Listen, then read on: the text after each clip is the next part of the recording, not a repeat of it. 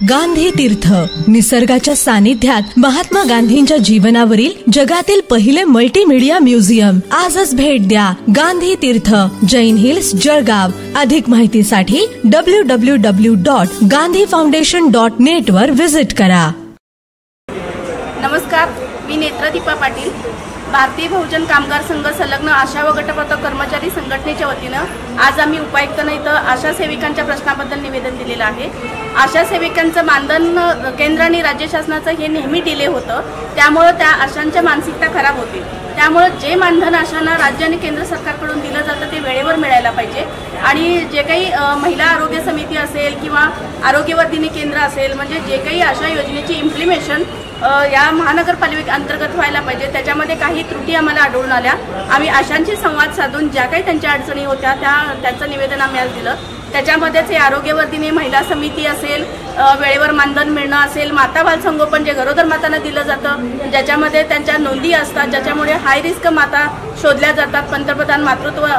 पंतप्रधान सुरक्षित मातृत्व अभियान जे राबवलं जातं, त्याच्यामधून जे डेथ रेशो आहे तो कमी केला जातो. अशा पण त्यांना मिळणारी संसाधन आणि आशांचा कामामधला उठाव आणि त्यांना जे काही एक कामाच्या ठिकाणचं पोषक वातावरण असायला पाहिजे, जेणेकरून त्यांची काम करण्याच्या ठिकाणचं वातावरण जर योग्य असेल तर त्यांच्या मागण्या आणि प्रश्न आणि त्यांची आर्थिक बाजू सक्षम असेल तर त्यांचं जे काही आपलं उद्दिष्ट शासनाचं आहे ते पूर्ण होण्यासाठी मदत होईल. त्यामुळे आम्ही आज सर्वांच्या वतीनं, आपल्या संघटनेच्या वतीनं हे इथं निवेदन देण्यात आलेलं आहे.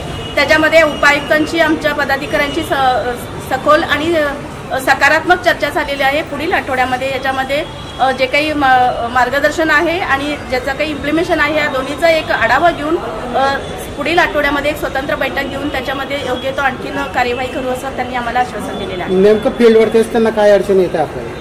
फील्डवर काम करत असताना त्यांना अजून वेगवेगळ्या अडचणी येत असतात. म्हणजे काही ठिकाणी जे काही दाखले आहेत किंवा गरोदर मातांना डिलिव्हरीसाठी नेताना अडचणी येतात.